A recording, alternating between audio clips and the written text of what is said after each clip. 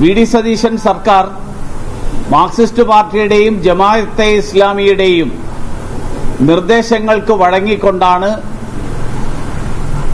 ഈ തരത്തിലുള്ള ഒരു നിലപാടെടുത്തത് എന്ന് വളരെ വ്യക്തമാണ്. മാർക്സിസ്റ്റ് പാർട്ടി പറയുന്നത് മതനിരപേക്ഷതയ്ക്ക് നിരക്കാത്ത പരാമർശങ്ങൾ, വരികൾ അതിലുണ്ടെന്നാണ്. നിയമസഭയുടെ സമ്മേളനത്തിന്റെ ഭാഗമായി ബഹുമാന്യനായിട്ടുള്ള ഗവർണറുടെ നയപ്രഖ്യാപനം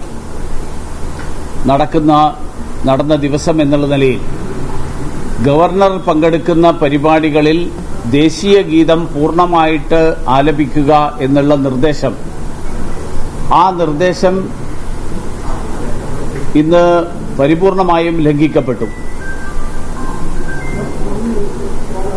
വന്ദേ മാതരത്തിന്റെ 150ാം വാർഷികത്തോടനുബന്ധിച്ചാണ്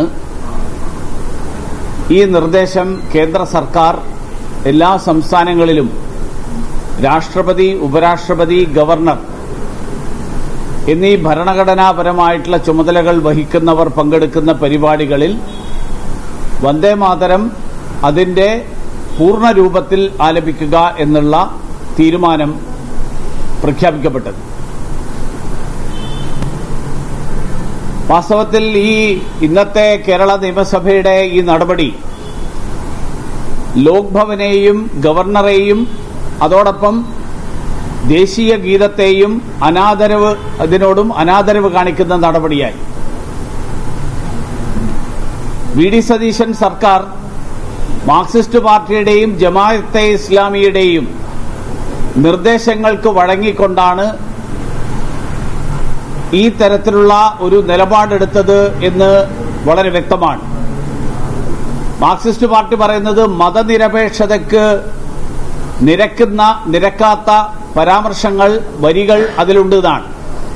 ഞാൻ ആവർത്തിച്ച് ആവശ്യപ്പെടുന്നു, മാർക്സിസ്റ്റ് പാർട്ടി വ്യക്തമാക്കണം ഏതൊക്കെ വരികളാണ് അന്യമതങ്ങളെ വ്രണപ്പെടുത്തുന്നതും മതനിരപേക്ഷതയ്ക്ക് നിരക്കാത്തതുമായിട്ടുള്ള വരികൾ ഈ വന്ദേ മാതരത്തിലുള്ളത്.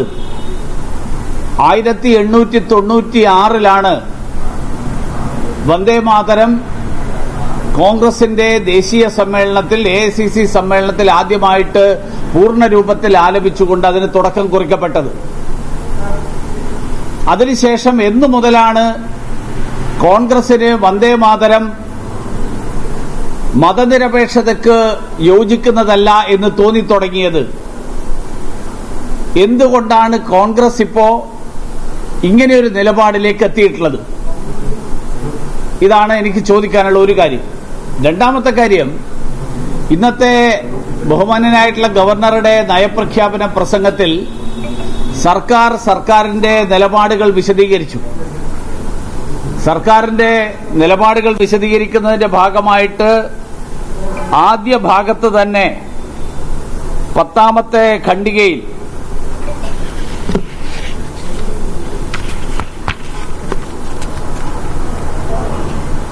പതിനാറാമത്തെ ഖണ്ഡികയിൽ സർക്കാർ പറയുന്നത്, സംസ്ഥാനം ഇന്ന് ഗുരുതരമായ സാമ്പത്തിക വെല്ലുവിളികൾ നേരിടുകയാണ്. നിലവിലുള്ള ബാധ്യതകളും സാമ്പത്തിക ഞെരുക്കവും പൊതുധനകാര്യത്തിൽ കടുത്ത സമ്മർദ്ദം സൃഷ്ടിച്ചിട്ടുണ്ട്.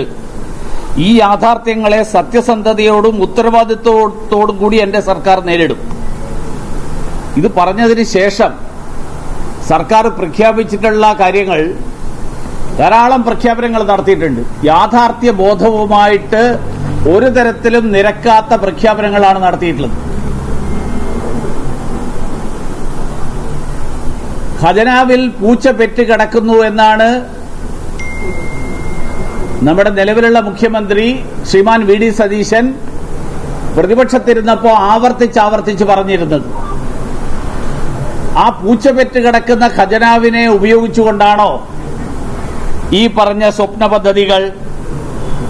അതോടൊപ്പം കേരളത്തിലെ ഓരോ കുടുംബത്തിനും പ്രതിവർഷം 25 ലക്ഷം രൂപയുടെ ആരോഗ്യ പരിരക്ഷ, ആരോഗ്യ ഇൻഷുറൻസ് നടപ്പിലാക്കാൻ പോകുന്നത്? ഈ സർക്കാർ വയോജനങ്ങളുടെ ക്ഷേമത്തിനായിട്ട് ഒരു പ്രത്യേക വകുപ്പ് പ്രഖ്യാപിച്ചിട്ടുണ്ട്. ആ വകുപ്പിന് ആദ്യത്തെ 3 ദിവസം മന്ത്രിയില്ലായിരുന്നു. പ്രഖ്യാപനം മാത്രമേ നടന്നുള്ളൂ. അതിനുശേഷമാണ് ആ മന്ത്രി ആരായിരിക്കും എന്നുള്ളത് പറഞ്ഞിട്ടുള്ളത്.